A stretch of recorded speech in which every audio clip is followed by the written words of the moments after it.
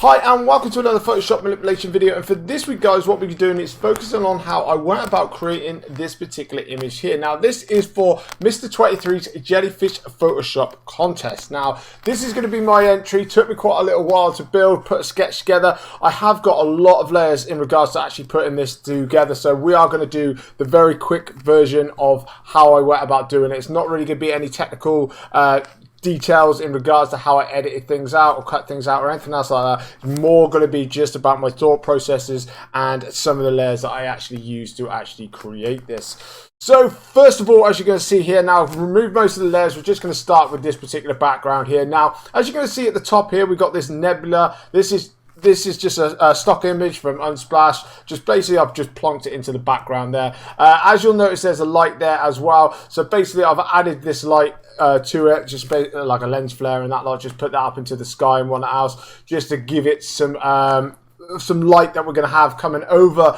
the mountains, which is going to give us the light that's going to be coming into the picture. Now obviously you see also we have these mountains here onto the right hand side of the image, which is going to be, let me just find it quickly, is going to be no, it's not that one, it's not that one, it's this one here. So basically I just wanted to give the image a lot of depth, so we've got a lot of layers added on top of each other and stuff like that to give like a really dynamic scenery, so that it feels like the image is going really far back. So we have those particular mountains, then we have these big grass mountains here, which pretty much come the way that they come. As you can see, it's just basically just like that, and for them I just basically masked them out and away we went.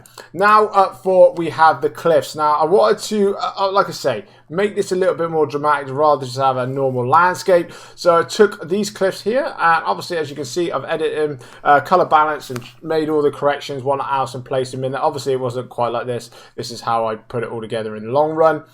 Next up is the waterfalls. Okay, so I was looking around and this is the particular image here. So I found this one once again on Unsplash, and I thought this would be absolutely perfect because I wanted some water to be flowing into the sea, you know, to give it a little bit more dramaticness. And obviously we have the river in the image as well, so it's got something for it to flow out of as well.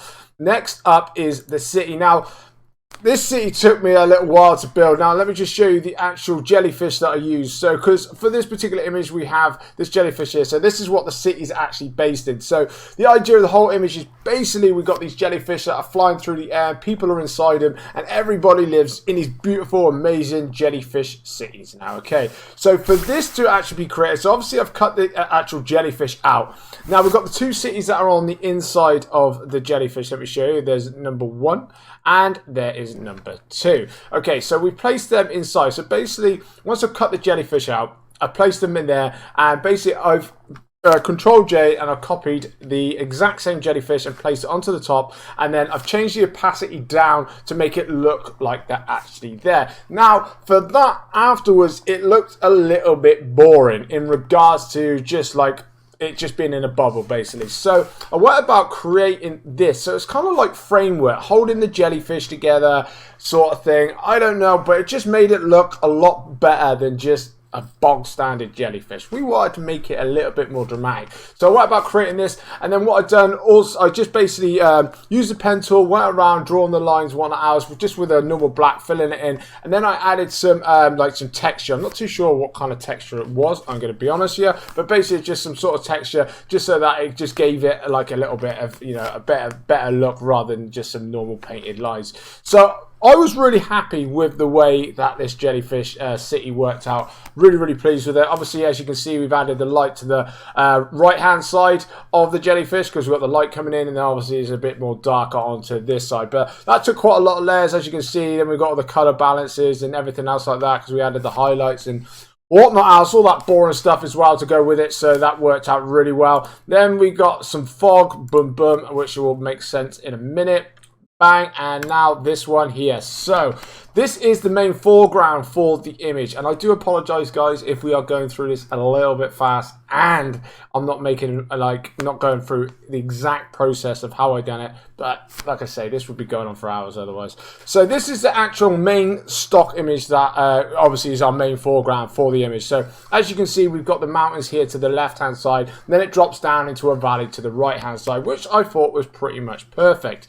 So we got this one sat up here. Now basically to cut this out, all I did was just basically put a mask on it and just use black and just paint it away. That way we could use a lot of the mist. Now, as you can see, all the other mist actually adds into the image really, really well, and it suited perfectly. But obviously, we need a river in that lot, don't we? We need a river for this water to be flowing. Now, I played around with quite a few different ideas in regards to this, and this is the best way that I found I could actually get it to work. So we have this river here flowing around, but basically when I first put it in, we have this image here. So obviously, as you can see, this is completely different.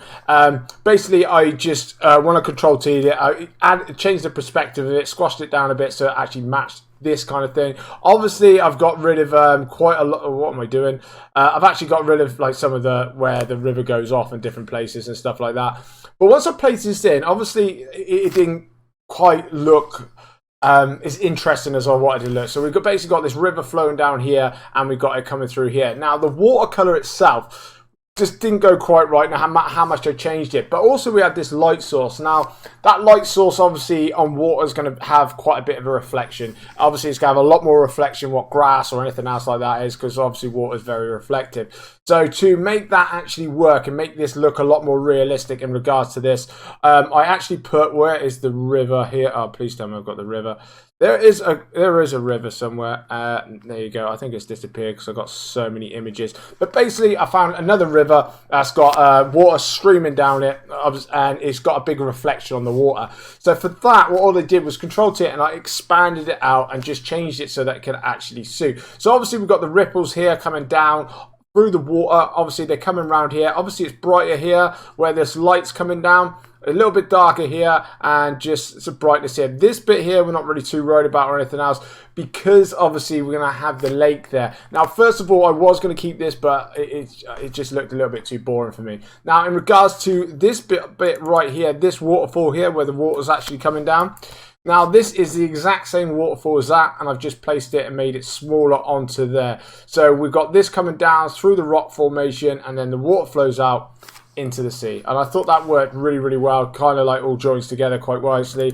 Like I say, then we got the lake up. Now this lake here is, oh, I keep pressing the wrong button today. I don't know what's the matter, I'm going crazy, probably rushing myself. So we've got this here, so we've got this beautiful lake, and we've got the reflections in the water, which I thought was absolutely perfect. That's exactly what I wanted. I wanted some nice reflections. So we placed the lake here. I'm not worried about how this was going to join together at all. That wasn't really too worried about that. So we've got these particular mountains. Now, obviously, like I say, this is a fantasy scape. Like it's not based on this kind of planet here. Now, the reason I'm saying this, right, is because once we get this particular image up here, where is it? Oh, please tell me I got it. Yes, there it is there. Okay, so we've got this. This is from Indonesia. This one I actually used from Adobe stock because the other ones weren't very good quality. So basically, I've taken like different parts of the mountains, the left part of these like ridge mountains sort of thing, and I placed it onto here. Now, obviously, these are going to be like the smaller hills, and these are the larger hills and stuff. And obviously, as you'll see with the trees and stuff, the idea is to make it a bit more fantasy. I don't want everything to make 100% sense, so to speak. I want it to be completely unique. I want it to be something different. I don't want it to be an exact Earth copy, and like where every tree's got to be the exact and the hills have got to be exact and that. These are smaller hills that people can walk over. It's just, you know, and I've just shrunk it down, and it's just added a little bit more something to the image, especially to the foreground, rather than just boring, bog standard, just obviously like, I don't know, like grass and such at the front. Yes, it does also help cover up quite a lot of things as well. So we can cover this up as well, and we cover up where the river joins into the lake as well. So as you can see now, it all kind of like matches and flows together because these mountains here hide everything, and they also work really, really well in trying to give that little bit something extra to the image. So now basically we've got pretty much everything set up. So we've got like the mountains, we've got the river flowing through, we've got the city, the lights and everything else like that. So like I said, I want to now make this so-called, how would you say, the landscape a little bit more dramatic, a little bit more fantasy. And the only way I could think about really coming about this was putting in some magical trees and stuff like that. But obviously I didn't want some boring trees and stuff, so it took me a little while to actually hunt around looking for trees. But I found this one here, which I thought was absolutely perfect, and I found this one here as well. So basically for this, like I say, this is a fantasy land. This is something different. It's not This is not planet Earth. Do you know what I mean? This is a fantasy land. It's something unique. It's a different place that you walk into. Something you see on like a sci-fi film or something like that, where they're lost, you know, like on Star Trek and stuff. And you got like these giant plants and everything else like that. That's the kind of vibe that I'm trying to go for as well. Just try and give it something a little bit different than just your bog standard normal landscape scenes or sci-fi scenes that I usually create. So also with that, like I said, we've got the trees as well. So basically with these, they've obviously been cut out. I placed them in. Colour balance and that lot. I've added light to the sides and stuff like that. Also, we've got shadows for the trees coming down here as well. You know, just your usual bog standard stuff that you do with pretty much everything else. Now, with the trees, I placed these on. Now, basically, I've got quite a few. No, I haven't got these out. Basically, these are PNG things. I got these from DeviantArt.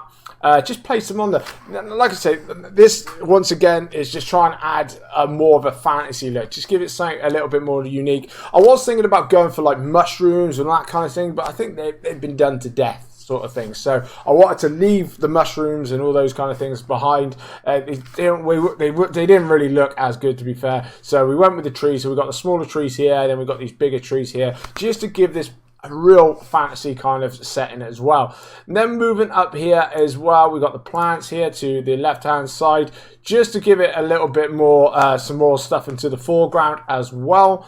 Also, as you'll notice as well, is we got the foreground here, and as we're going through, where we got the yellow tree and these little trees, as soon as we hit like these orange trees, what you'll notice is that I've put a lot of Gaussian blur in that lot, just so that it gives it a lot of depth of field. Obviously with the smoke and or shall I say the fog and that lot in the background as well. You know, just to give it a proper depth of field. Sort myself out. I'm trying to rush this so I can keep this quick for everyone. But basically, yeah, so we've got a nice sense of depth of field as well, which I thought would look a lot better. Now up for, what should we go for? Let's go for the jellyfish now. The jellyfish, right, okay. So the idea with this particular jellyfish was to make it so, like I say, the jellyfish is flying around, so we've got the jellyfish, absolutely perfect. But then we have a spaceship. Like, let me scroll in on this quickly. Boom, boom, boom. As you can see, there's a person in it. There's actually, so I found like a little spaceship, and I edited it so like the person's actually flying it. Now the idea was to make it a lot bigger, so that it was up here that you could see the person better. And I was going to dress the person up and make him look a lot different, but in reality it didn't quite look right. It just didn't go with the scale of things. Yes, these plants are a lot bigger, and obviously this foreground here is a lot bigger, but once I placed the bigger person here, I just didn't think it suited. I think it ruined the picture. It just took away from everything. The balance was all thrown out, so I decided to move it away. So obviously now, as you can see, they're set in the distance. Obviously, there's still a person in there who's got their clothes. I made sure like the feet, the hands, and everything else, and they got shadows in there to make it look right. But basically, for me, I found that the better way to go rather than doing it the way that I was doing it before. Now, next up is this here. So basically, as you can see, this is just some cinematic lights, just basically from DeviantArt as well. So basically it's just a light with some I don't know, like some speckles, some gold dust floating through the air. I just thought that, you know, this could look like some like leaves and, you know, stuff like that, to try and give it that more magical feel. And it just gives that a little bit of bright light coming up onto the right hand side of the image as well. Then we have some rays here. I wanted it so, because obviously as you can see, where the jellyfish is on the right hand side, we've got the legs and that lot. I just wanted to try and have some rays. So it's like rays coming through the fog, maybe coming through the legs as well, just to try and give it that extra feel. Nothing too bright, nothing overpowering or anything else like that, but I thought that looked quite nice. Then we have what we're clicking on next. All right, yeah, the jellyfish here. These are just some bokeh lights that have been taken obviously in night time somewhere, and basically all I've done is put some motion blur on it, stretch them out on that lot, and obviously now just to give the jellyfish a little bit more dynamism. What the hell word was that? I don't know. Dynamism? I don't know. Dynamism? Something like that anyway. But anyway, basically we put that on there just to try and make it a little bit magical, should we? Okay, something like that. Anyway, but that looked quite pretty, I thought. Next up is this one here. So more lens flare as well. Just try and make this so that it's a little bit more brighter, shining through. So obviously now we've got the light coming through here. As you can see, I've added so that we've got the light coming up through the mountains up there at the back as well. These are nicely blurred out because these are right out into the distance. So we've got the light coming through here. Obviously, the jellyfish is just before these mountains here, so we want the light source to be coming up over the back. And then obviously this is going to be a bit darker because we've got the jellyfish and that lot there as well. Moving on, we have this one. This is just some extra fog and that lot that I added to the image as well, just so that we give it a little bit more atmosphere. And then probably the big one is going to be this one here, which is the color lookup. Now, obviously, this makes a massive change to the actual image itself. I love to go through these. Basically, I wouldn't say, you know, use this one for this particular image or anything else. I like to go scroll through them. But also, I will say, though, is to change the opacity on them as well, to try and mix them up. Sometimes you can use one, sometimes you use two. You can use quite a few of them if you really wanted to. But this is a Kodak 526. This is just like the standard 3D LUT files. But I thought that was absolutely perfect. As you can see, added that.